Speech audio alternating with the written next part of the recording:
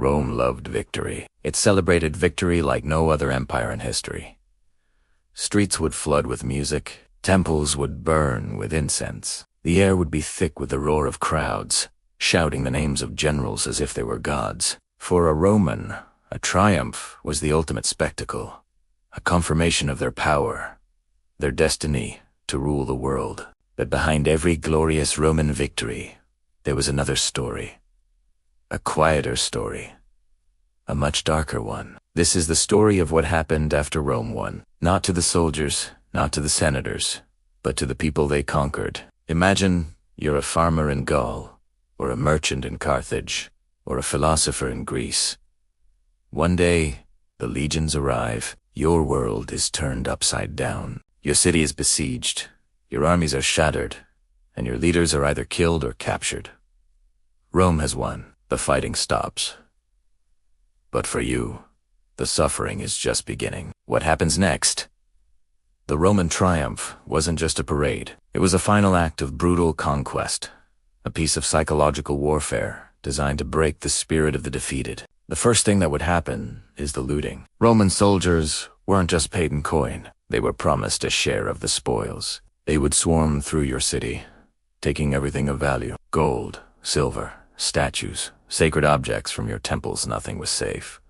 They would strip your homes bare. This wasn't just random theft. It was systematic plunder on an industrial scale. The wealth of entire nations was packed onto carts and shipped back to Rome, destined to be paraded through the streets as proof of the city's dominance. Your entire cultural and economic heritage gone in a matter of days.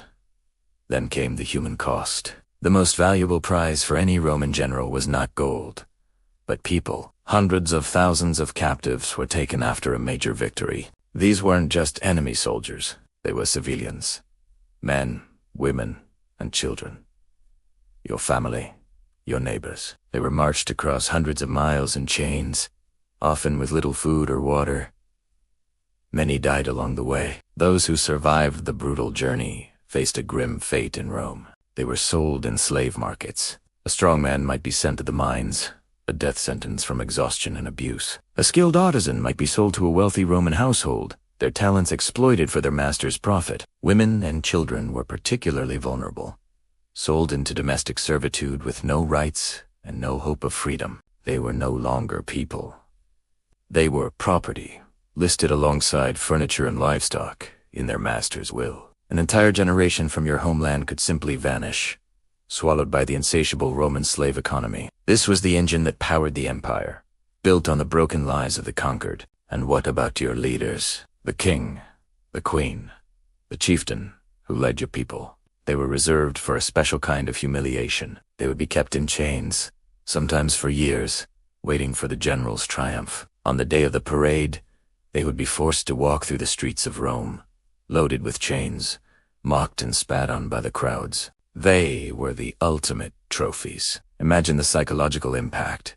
Seeing your revered leader treated like an animal, a public spectacle of your people's defeat. And at the end of the parade route, their fate was sealed. Many were taken to the Tullianum, a grim underground prison, and ritually their death was the grand finale of the celebration. This was the hidden cost of Roman glory. For every cheering citizen in the Forum, there was a family in a distant land mourning their lost loved ones. For every gold coin added to the Roman treasury, there was a sacred temple stripped bare. For every triumphant general hailed as a hero, there was a captive king murdered in a dark cell. The grandeur of Rome, its magnificent buildings, its rich art, its powerful legions, all of it was financed by the systematic destruction of other cultures and the enslavement of their people. So the next time you hear about the glory of a Roman victory, remember the other side of the story. The story that wasn't carved into triumphal arches, but when we think of Rome's greatest victories, we often picture legions clashing with barbarians, disciplined soldiers against chaotic hordes. We imagine battles like Cannae or Zama, where brilliant tactics won the day. But the truth is much darker and far more complete. For Rome, victory wasn't just about defeating an army on the field. It was about annihilating an entire world. The Roman concept of victory was absolute, a total subjugation that went far beyond the battlefield. It was a strategy of psychological terror, designed to ensure that an enemy wouldn't just be beaten. They would be broken, their very identity erased from history. Let's travel back to 146 BC.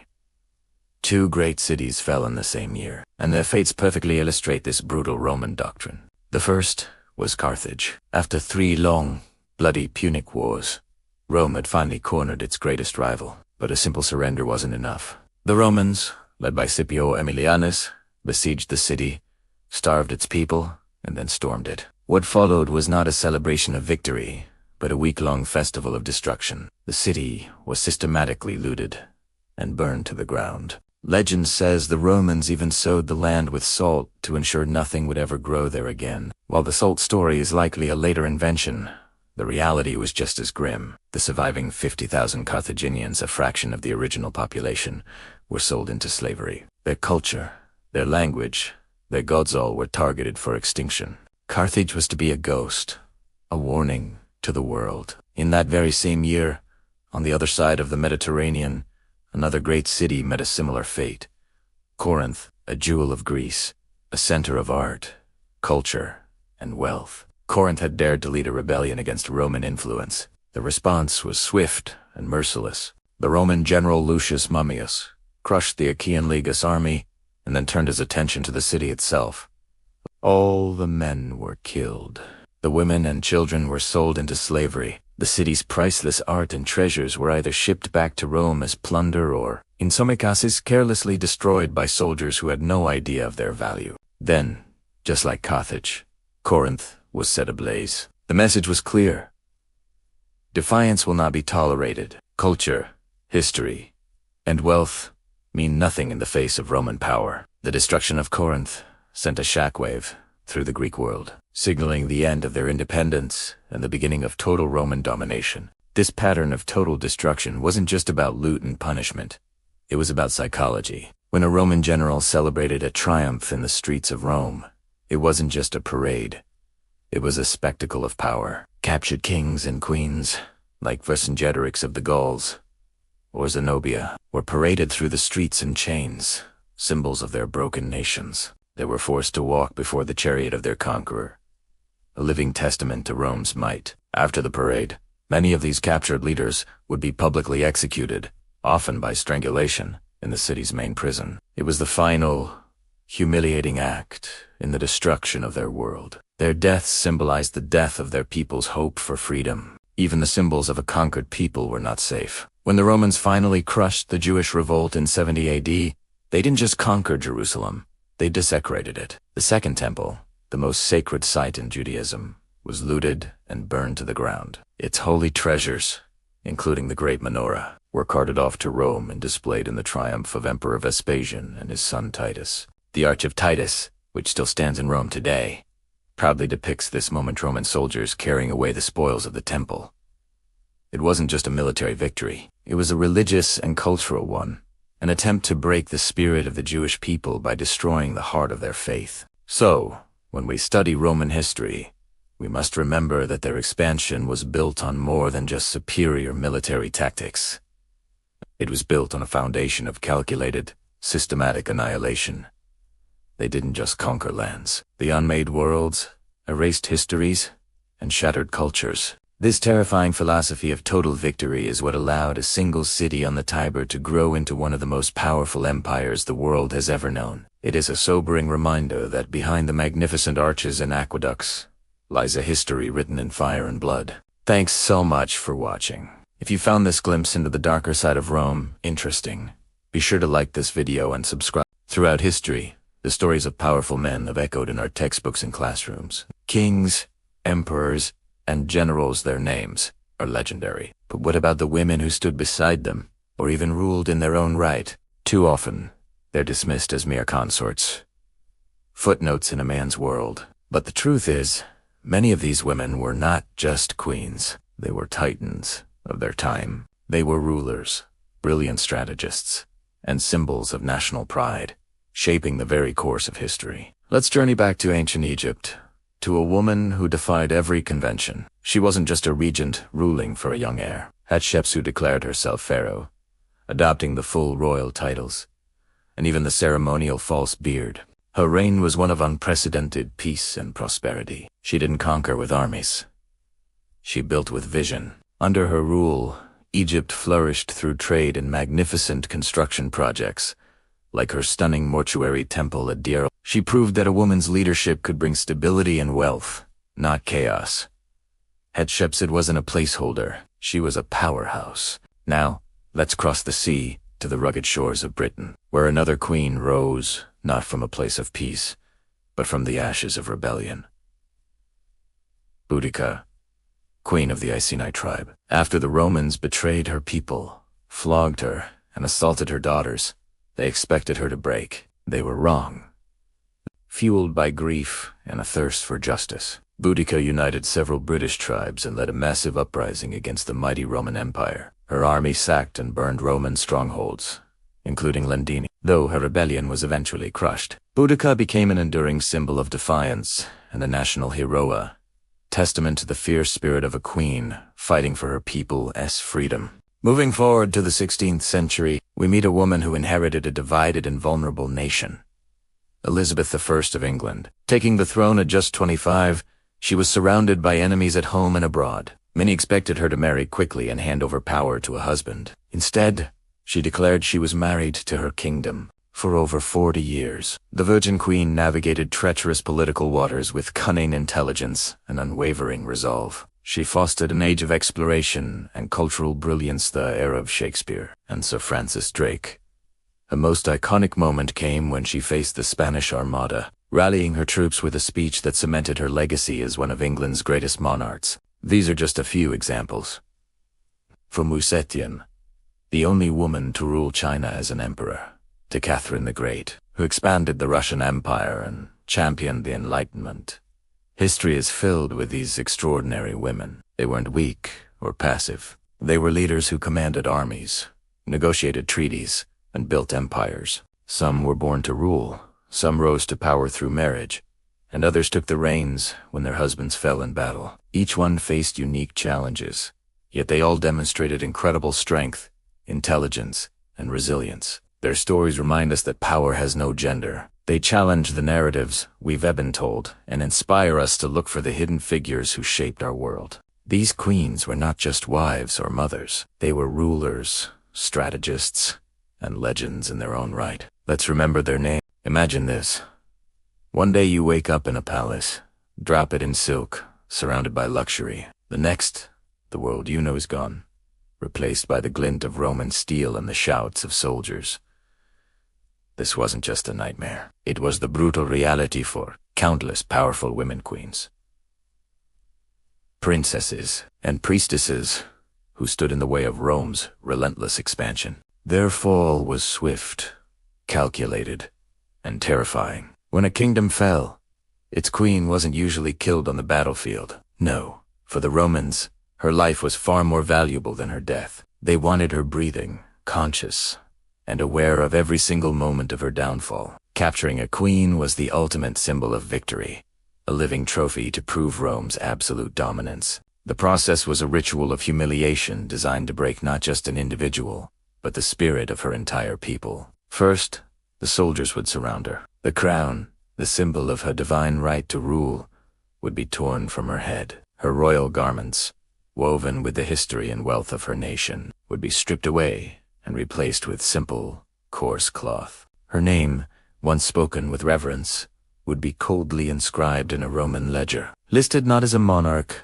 but as property, a possession of the state, no different from a chest of gold or a captured war elephant. This was just the beginning of her journey into Roman hands. Stripped of her identity, she was now a prisoner, her fate hanging on the whims of her conquerors. For many of these women, the destination was Rome itself, where they would play a starring role in the grandest, most cruel spectacle the ancient world had ever seen.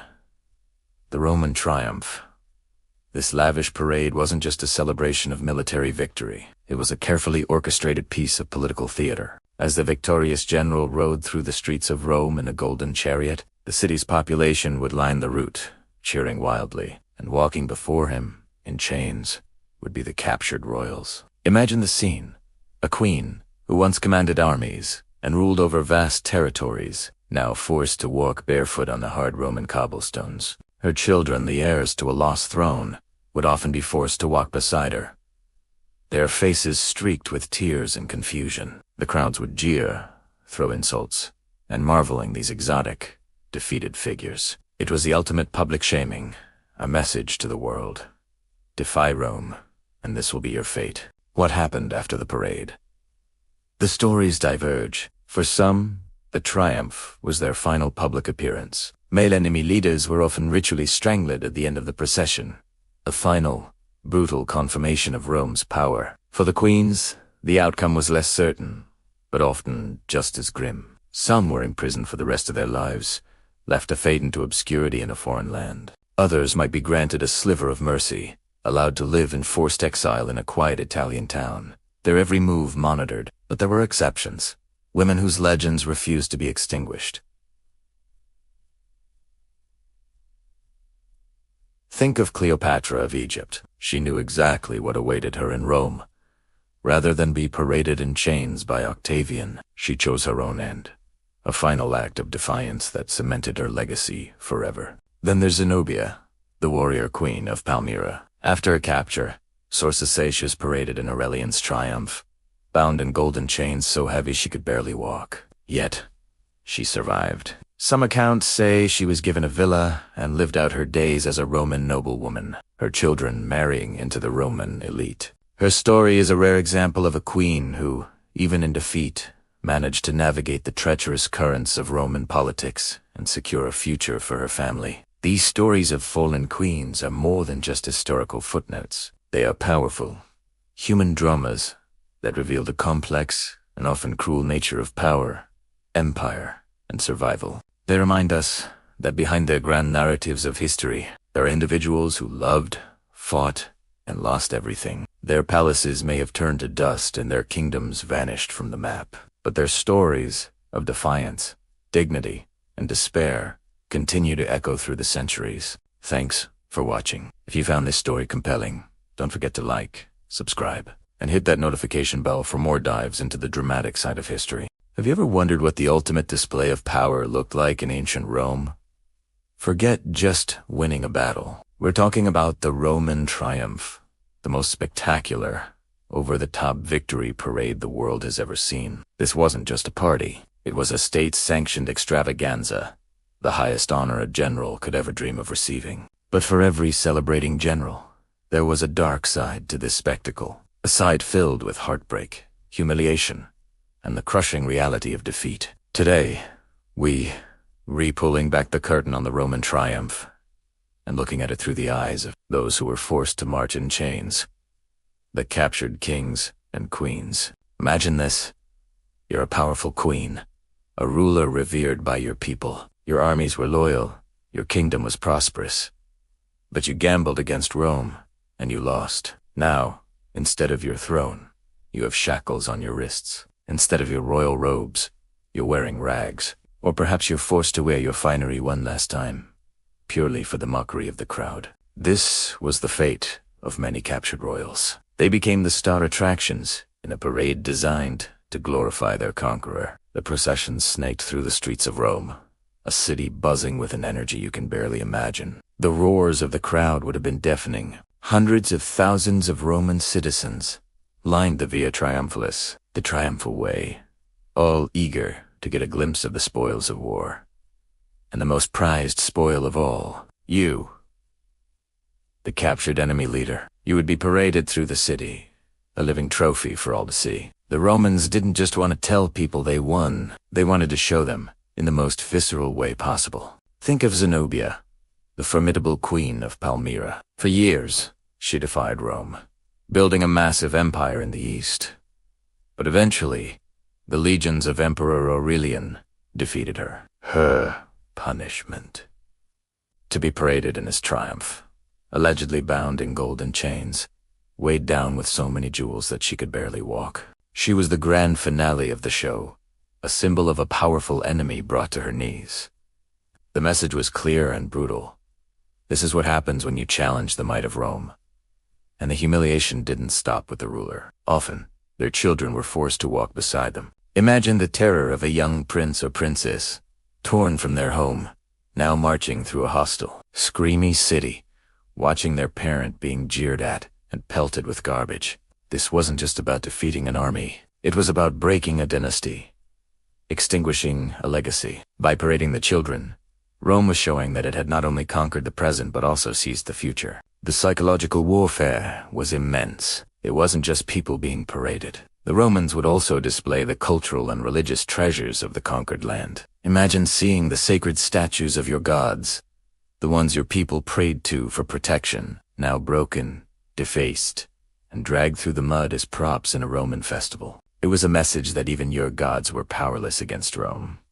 The famous Arch of Titus in Rome still shows a relief of Roman soldiers carrying away the menorah and other sacred objects from the temple in Jerusalem after the Jewish war. A permanent reminder of a triumph from 2,000 years ago. For the Roman general, the triumphator, this was the peak of his career. He would ride in a golden chariot, his face painted red to emulate Jupiter, the king of the gods. His soldiers would march behind him, singing songs that were sometimes celebratory and sometimes even rudely mocked their own general's strange tradition to remind him that even on his greatest day, he was still a mortal man. But for the captives walking ahead of that chariot, the experience was the absolute rock bottom of human existence. While some high-profile captives, like Zenobia, was sometimes granted a life of comfortable exile after the parade, many others faced a grimmer fate. For Guelic chieftains and other barbarian leaders, the parade often had a final, deadly stop. As the general's chariot reached the Temple of Jupiter on the Capitoline Hill to make his sacrifice, the most prominent captives would be led away to the Talionum,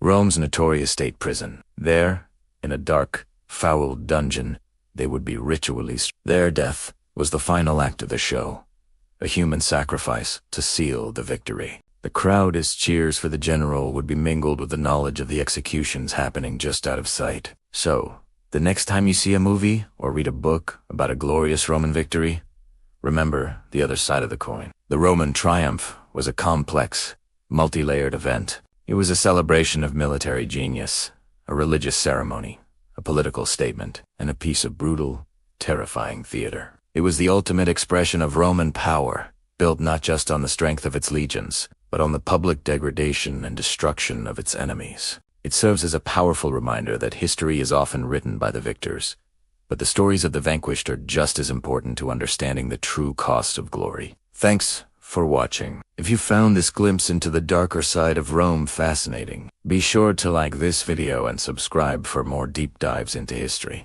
Let me know in the comments what other historical events you'd like to explore. See you next time. Have you ever wondered what happened to the powerful queens who dared to challenge the might of Rome? We often hear about the victorious generals and the grand parades, but the story of the vanquished rulers, especially the women, is a tale of political theater, propaganda, and personal tragedy. Their fate wasn't decided on a battlefield, but in the cold, calculated chambers of Roman politics.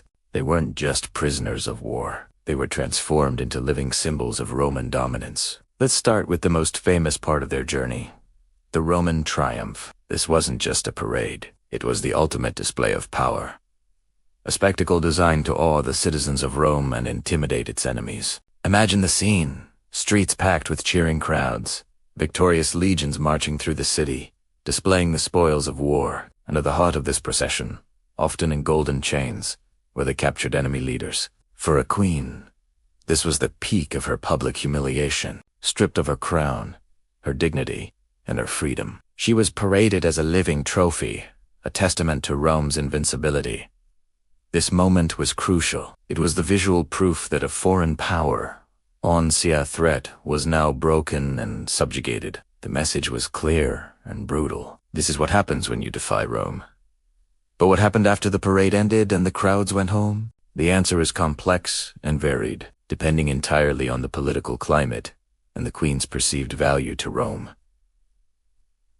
For some, the triumph was the final act. After being displayed to the public, they might be taken to the Mamertine prison, a grim dungeon near the Roman Forum, and quietly executed. This was the fate reserved for those deemed too dangerous or too defiant to be kept alive. Their death served as a final, bloody, full stop to their story, a warning that resistance would ultimately lead to annihilation. It was a swift, pragmatic decision, devoid of any sentiment. However, not all queens faced immediate execution. Some were seen as more valuable alive than dead. Take, for instance, Zenobia, the ambitious queen of the Palmyrene Empire. After her capture, she was paraded in Aurelian's triumph, a magnificent and humiliating spectacle, but she wasn't killed. Instead, she was given a villa in Tivoli, near Rome, where she lived out the rest of her days in a sort of gilded cage. Her children were married into the Roman aristocracy. Why this leniency? Zenobia was a powerful political tool. By keeping her alive in luxurious exile, Rome demonstrated not just its strength, but also its magnanimity. She became a living, breathing piece of propaganda. Every day she lived as a Roman matron was a reminder that even the most powerful foreign ruler could be assimilated and neutralized by the Roman system. Her survival wasn't an act of mercy. It was a calculated political strategy. The same can be said for Cleopatra, Selene too, the daughter of the famous Cleopatra and Mark Antony. After her parents' defeat, she and her brothers were taken to Rome and paraded in Octavian's triumph. But she wasn't executed. Instead, she was raised in the household of Octavia, Octavian's own sister. Later, she was married off to King Juba, II of Numidia, a loyal client, king of Rome. Through this marriage, Rome secured its influence in North Africa and turned the heir of its greatest enemy into an instrument of its foreign policy. Her life was a constant reminder of Roman control. She was a living symbol that Rome didn't just conquer territories. It absorbed and repurposed entire dynasties to serve its own interests. Her fate was shaped not by justice, but by ruthless geopolitical chess. So, when we look at the stories of these captured queens, we see a pattern. Their lives were no longer their own. They became pawns in a much larger game. Whether they were executed in a dark prison, exiled to a comfortable villa, or married into a client kingdom, their destiny was dictated by one thing: their usefulness to Rome. They were political weapons, living warnings, and symbols of imperial dominance. Their stories reveal the true nature of Roman power. It wasn't just about military might, but about the sophisticated and often cruel manipulation of symbols and people to maintain and expand an empire. Their personal tragedies were the footnotes in the grand narrative of Roman glory. Thank you for watching. If you found this glimpse into the hidden side of Roman history interesting, don't forget to like this video, subscribe to the channel, and hit the notification bell so you don't miss our next deep dive into the past. See you next time.